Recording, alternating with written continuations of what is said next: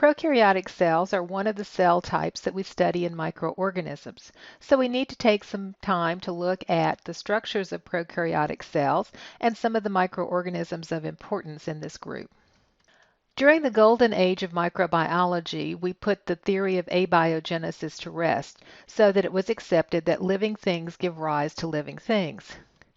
During this time, it was also decided that the cell was the smallest unit of life. That is, it was the smallest structure that displayed all of the characteristics of life. The characteristics of life include growth. Everything living either gets larger or grows in numbers. All living things can reproduce, either sexually or asexually. And all living things demonstrate responsiveness to their environment. And finally, all living things demonstrate metabolism. That is, they can transport materials in and out and make energy to carry out the other life functions of growth, reproduction, and responsiveness. As we have mentioned, there are two types of cells. Prokaryotic cells are small, simple cells that do not have a membrane-bound nucleus and have very few organelles. Eukaryotic cells are much more complex and larger, do have a membrane-bound nucleus, and have numerous organelles. Even though there are two cell types, there are certain things all cells have in common. All cells have cytoplasm. All cells have a cell membrane. Both kinds of cells contain chromosomes or DNA, and both cells contain ribosomes. Let's start with the glycocalyx. The glycocalyx is a sticky coating of macromolecules on the outside of the cell. These macromolecules are polysaccharides, peptides, or combinations of both. The glycocalyx provides protection for the cell because it coats it and keeps it from dehydrating. It also makes the cell sticky so it can adhere to things. The capsule is when the glycocalyx is thick, well organized, and firmly attached to the cell wall. The capsule can contribute to the pathogenicity of the cell. Whenever foreign cells enter our body, the immune system immediately tries to phagocytize them and destroy them. An encapsulated organism is challenging for the phagocytic cells to find or to stick to so they can phagocytize it. Anything that allows the microbe to stay longer inside the body without being attacked by the immune system gives it more time to multiply and get to numbers that can make us sick. The slime layer is the type of glycocalyx that is thinner, more watery, and more loosely attached to the cell wall. This is an important structure in organisms that produce biofilms. Biofilms are simply organized groups of microbes that live on surfaces. A very common biofilm is the group of microorganisms that live on your teeth. Here you see the thick, well-organized glycocalyx that's known as the capsule. And here you see the glycocalyx that's more loosely attached, thinner. This is the slime layer. The flagella is one of the appendages of the prokaryotic cell. The flagella of a prokaryotic cell is a hollow strand of protein, just a single strand, composed of repeating subunits of the protein flagellin. The flagella is inserted into a hook structure that is held in place by basal bodies that anchor the flagella in the cell wall and the cell membrane. The flagella of the prokaryotic cell turns in a 360 rotation, much like your arm will rotate in your shoulder socket. If there are multiple flagella, when they are turning counterclockwise, the flagella all turn at the same time, so they're synchronous. This allows the organism to travel in one direction very efficiently. When the flagella change their rotation and turn clockwise, the flagella no longer move in a synchronous action. This allows the cell to tumble, and this is how the cell changes its direction. Here you see the flagella, and all of these little plates here are the repeating subunits of flagellin inserted in the hook, and here are the basal bodies that hold the hook in place. Bacteria use their flagella so they can react to the environment. Taxis is the term that means responding to a stimulus. If the stimulus is light, we say that it's phototaxis. If the stimulus is a chemical, we say that's chemotaxis. If the organism moves toward the stimulus, that's positive movement, and away from the stimulus, it's called negative movement. So bacteria that are attracted to light would show positive phototaxis. Bacteria that move away from a chemical substance toxic to them would show negative chemotaxis. Sometimes the arrangement and number of flagella around the cell may be an important part of identification. If there is only one flagella, it is said to be monotrichous. If that one flagella is at the end of a cell, it is said to be a polar flagellum. If there are multiple flagella and they surround the cell, that's paratrichous arrangement. A tuft of flagella, a single tuft, is lophotrichous. If there are flagella at both ends, whether they're single or a tuft, that's amphitrichous. No flagella is called atrichous. And some cells have what's called an endoflagellum or an axial filament. This is actually a group of flagella that are between the cell and the outer membrane. The cell spirals around this internal flagella. Here we see a polar monotrichous flagella. Here are lophotrichous flagella. At both ends we have amphitrichous, and surrounding the cell is peritrichous. For the axial filament, if this is the cell and this is the cluster of flagella, this is the cell's outer membrane. The cell spirals around the axial filament. Now here's an actual organism that does that. And here you see the endoflagella, the axial filaments, the outer membrane, the cell itself, and these cells move by rotoring through their environment. Pili and fimbriae are also appendages of the bacterial cell. Fimbriae are rod-like bristles that cover the cell surface. These are hollow tubes. They adhere to one another, and they also adhere to substances in the environment. Fimbriae can aid in pathogenicity because another thing that has to happen for organisms to make us sick is they have to hang around in our body. Most of our body defenses are aimed at moving things through the body rather quickly. Organisms with fimbriae can dig into mucous membranes and hang around longer. Also, organisms may use the fimbriae to move across surfaces, sort of using them as a crawling technique. Because the fimbriae allow organisms to stick to each other, this is also another important structure for organisms that are involved in biofilms. A pilus is a very special fimbriae. It is used in conjugation. This is when two bacterial cells are connected by the pilus and DNA moves from one cell to another. Now here you see an organism, actually two, stuck together. The long thread-like structures are the flagella, but the short bristly things are the fimbriae. And here you see two organisms connected by the hollow rod of the pilus. These organisms would be undergoing conjugation, and DNA would be passing from one cell to the other cell through that hollow tube. The cell envelope are all the structures outside of the cell membrane. If a cell has it, it will be the outer membrane plus the cell wall. The cell wall provides structure and shape to the prokaryotic cell. It helps protect the cell from osmotic forces. It also may assist in attachment of the cell to surfaces or other cells, and depending on whether there's an outer membrane or not, it may assist the cell in having drug resistance. Bacterial cell walls all contain peptidoglycan, but not in the same concentration.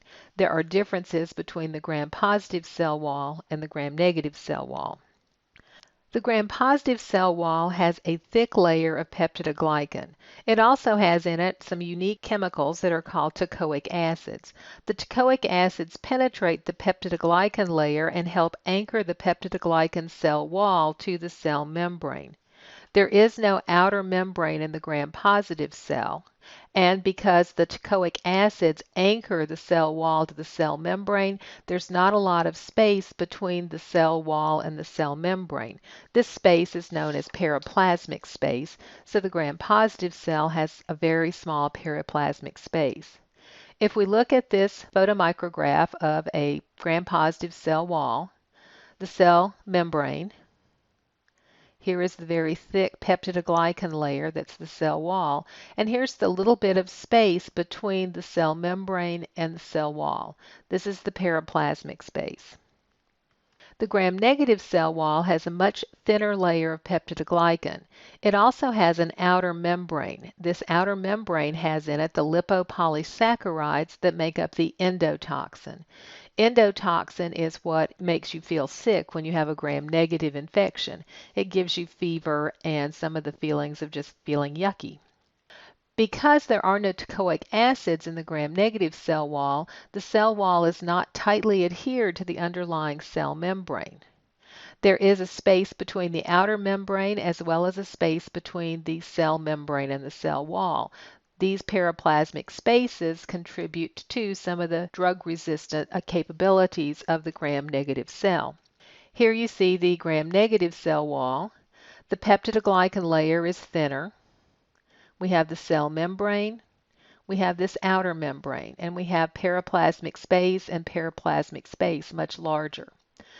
One of the things we think happens is as drugs come through the outer membrane, there are enzymes in this periplasmic space as well as this periplasmic space that may break down the drugs so that by the time they get to the cell membrane, they're not effective any longer. Gram-negative cells tend to be more drug resistant than gram-positive cells. The Gram stain uses the differences in the gram-positive and gram-negative cell wall to give us the differential stain. If you use the first stain, the crystal violet, all cell walls pick up that crystal violet complex. The Gram's iodine also adheres to both cells, making that large, complex molecule in them. When we use the acetone alcohol to decolorize it, the peptidoglycan in the gram-positive cell wall retains its dye, but that outer membrane is dissolved away by the acetone alcohol, leaving the cell wall somewhat dissolved. The dye is lost.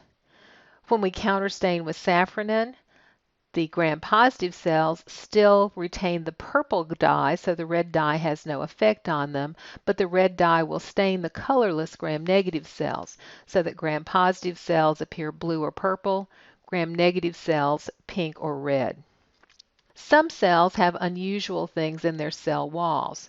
These cells typically have gram-positive cell walls, but some cells contain up to 60% of their cell wall as mycolic acid.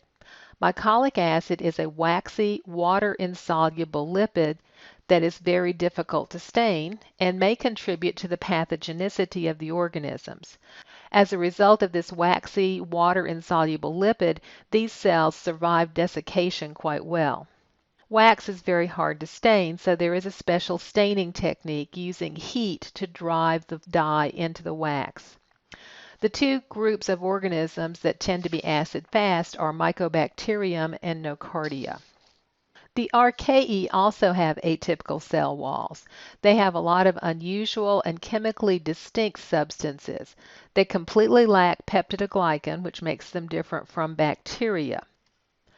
They have specialized proteins or specialized polysaccharides in their cell wall that are unique to them.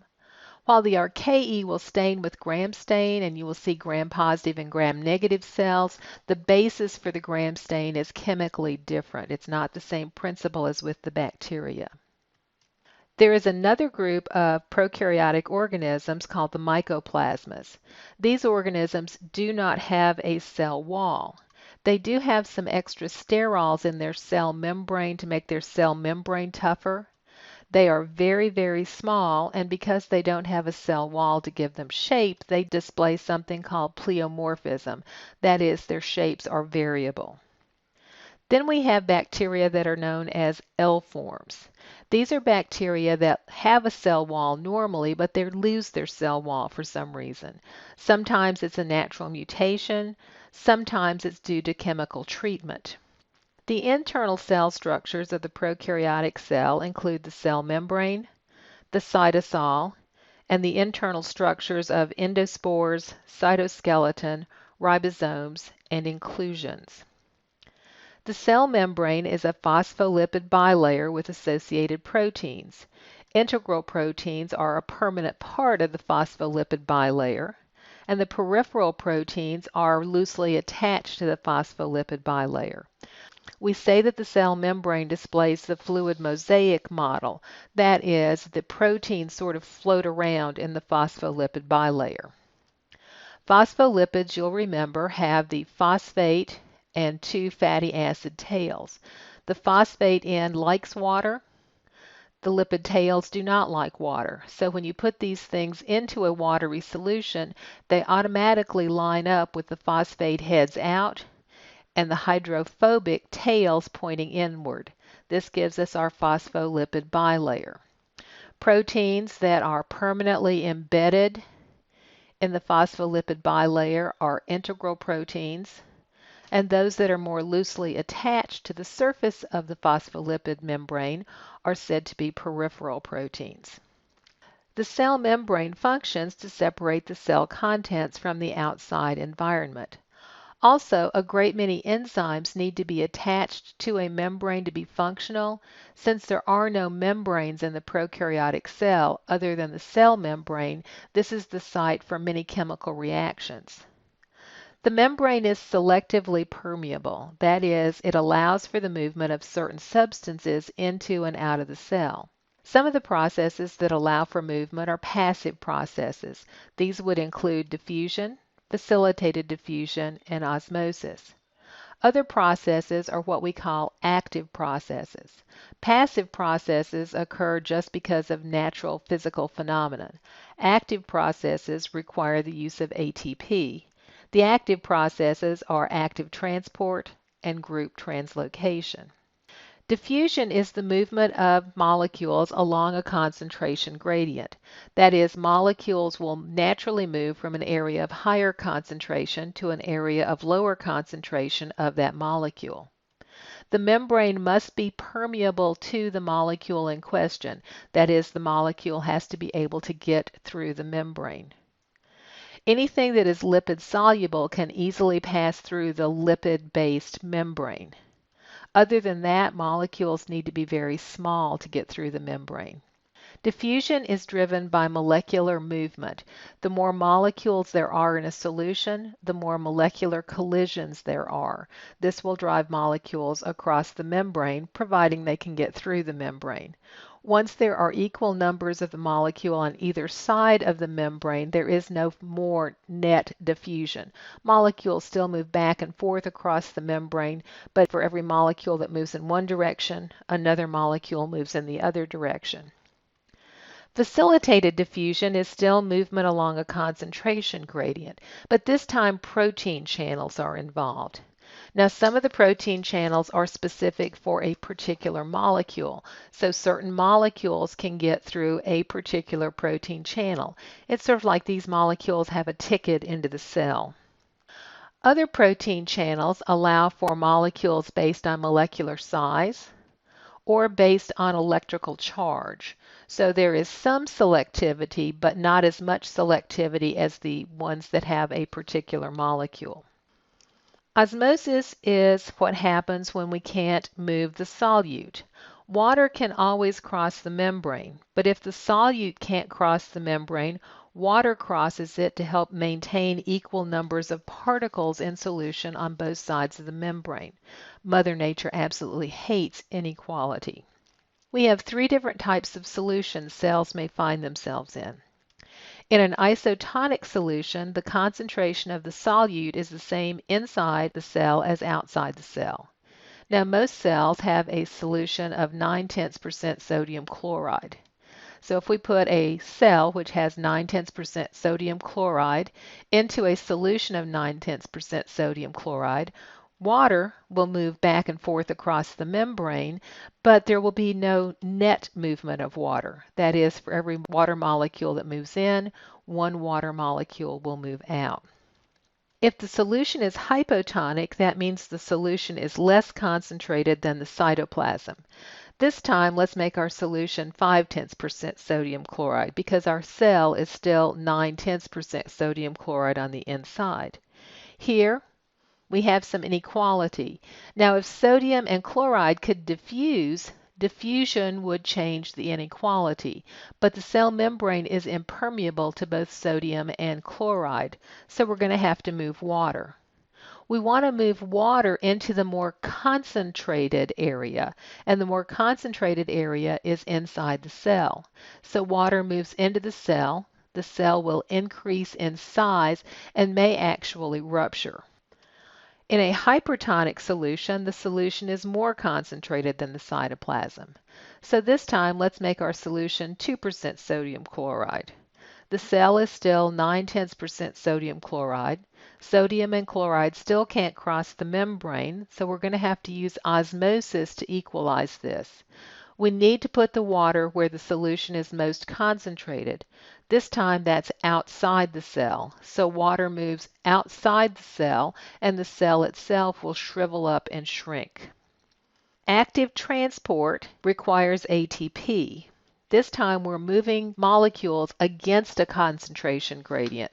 We're moving them from an area of lower concentration to an area of higher concentration. We're pushing uphill. Here we have to have gated channels or ports. These are going to be protein channels. They're normally closed, but they will open when ATP is split, because we want to make sure if we're spending energy to get the molecule, we get the particular molecule we want. All of the gated channels are specific for a molecule. Group translocation occurs only in some prokaryotic cells, and it requires ATP as well. Again, there's a protein channel involved, and it's specific for the material we're moving. But this time, as the substance we're moving goes through the protein channel, it's chemically changed. So it's changed from one molecule to another. Glucose, for example, is converted to glucose 6-phosphate. This does a couple of things. First of all, glucose 6-phosphate can't diffuse across the cell, and there are no protein channels that will let it get through. Second of all, there's never glucose in the cell. There's only glucose 6-phosphate. Therefore, these channels, these translocation channels, can always be picking up glucose and bringing them in. The cytoplasm of the cell consists mostly of cytosol, which is the liquid portion of the cytoplasm. This is mostly water, but there are dissolved and suspended substances in this. This is the site of chemical reactions. The cytoplasm contains the single circular DNA molecule, or the chromosome, for the prokaryotic cell. This region, the region of the cytoplasm that contains the DNA molecule, is sometimes called the nucleoid. There may be inclusions in the cytoplasm, that's just deposits of material. Usually they're storage deposits like glycogen or lipids. Prokaryotic cells have ribosomes to carry on protein synthesis, and they do have a cytoskeleton, which is a network of fibers that's associated with the cell wall. Bacteria in the genus Clostridium and Bacillus can produce endospores. The process of sporulation requires about 10 hours. Usually, these bacteria produce endospores if nutrients are in short supply. Endospores are structures that are resistant to drying, heat, radiation, and chemicals. This allows the organism to survive harsh conditions. Endospores can remain dormant for long periods of time. The process of sporulation involves a dehydration of the cell, the production of a very thick coat, and taking the interior contents of the cell down to the bare bones minimum of DNA and RNA. Once there are favorable conditions, the endospore can germinate back to a vegetative cell. So the two stages of endospore production are sporulation and germination. Prokaryotic cells have shape based upon their cell walls.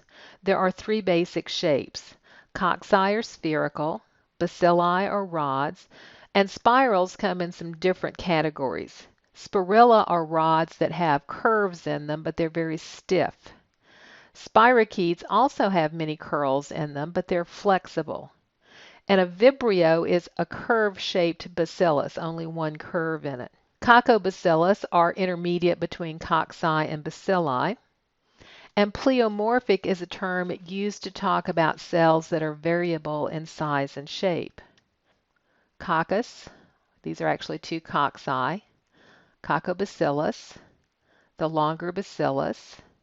Here's a vibrio, one curl to it, and this one has a polar monotrichous flagella. The curved spirillum, which is rigid. The multi-curved spirochete, which is flexible. And then odd shapes, different sizes and shapes of cells. This is all a pure culture. This is pleomorphism. We can also talk about the cellular arrangement of cells. If cells are arranged in chains, we say that they are strepto-something. So we may have streptococci or streptobacilli. If the cells remain in clusters, we talk about them being staphylo. So we have staphylococcus. And if cells stay together in pairs, we have diplo something. So diplococci. Here, because we have these two cocci held together, these would be diplococci. Prokaryotic cells reproduce asexually using a process known as binary fission. The cell first replicates its DNA. We now have two circular chromosomes in the cell. Each DNA molecule attaches to the cytoplasmic membrane, and the cell begins to grow, and that makes the cytoplasmic membrane elongate. The two chromosomes are separated. The cell then forms a cross wall which divides the cell, and the cells may separate or they may not separate. As we look at the classification of prokaryotic cells, we'll start by looking at the modern classification. You'll remember that prokaryotic cells are in two domains, archaea and bacteria. What you may not realize is most prokaryotic cells have never been cultured. Probably 95% of them have never been isolated or cultured artificially. We know they're there because we've found their ribosomal RNA. Berge's Manual of Systematic Bacteriology looked at classifying the prokaryotic cells using their ribosomal RNA. He said that there are 2 phyla in the domain Archaea and 24 phyla in the domain Bacteria. He used the ribosomal RNA and he gave us a very different arrangement of organisms than we had ever seen before. The older determinative manual that Berge wrote was based on cell shape and metabolism, and this is more commonly used. The archaea are composed of a group called the extremophiles. They live in extreme environments. Thermophiles live in exceptionally hot environments. Acidophiles live in exceptionally acid environments. The other group of archaea are the methanogens. These are organisms that produce methane gas. This is sometimes called greenhouse gas. The classification of bacteria based on their ribosomal RNA gave several different groups. The deeply branching bacteria live in extreme habitats. The phototrophic bacteria have some degree of photosynthesis. Then we have the gram-positive bacteria that have the low guanine plus cytosine ratio. These are organisms like the Clostridia, the Mycoplasmas, Bacillus, Listeria, Lactobacillus, Streptococcus, Enterococcus, and Staphylococcus, to talk about the medically important organisms. Those gram-positive bacteria that have a high guanine and cytosine ratio would be the Corynebacterium, the Mycobacterium, and a group of organisms known as the Actinomycetes. The gram-negative proteobacteria are divided into several groups, but all of them have gram-negative cell walls.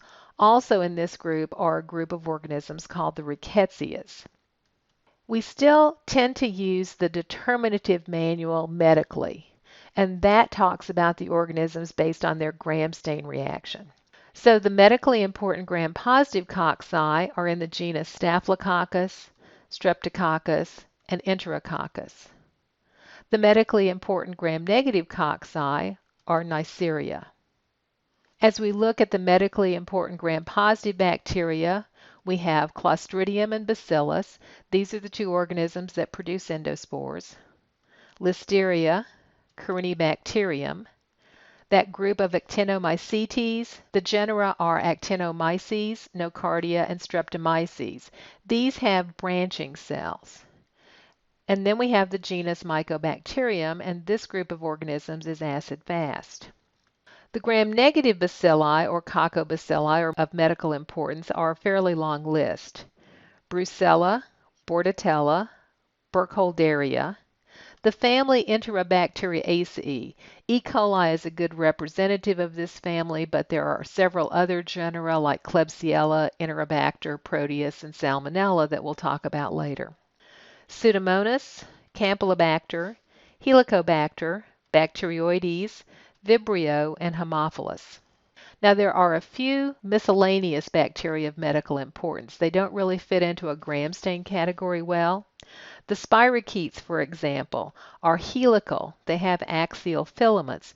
These guys don't gram stain well. Treponema and Borrelia. These are the organisms that are usually visualized using dark field microscopy. The Mycoplasmas are that group of organisms that don't have a cell wall, so they won't gram stain. Mycoplasma is the genus here. And then we have a group of organisms that are obligate intracellular parasites. They can only display the properties of life if they are living inside another cell. They don't live long outside of a host cell, so they're typically transmitted from one organism to another by a vector organism. Because they're inside cells, we don't gram stain them. They all pretty much stain gram negative if we get an opportunity to gram stain them.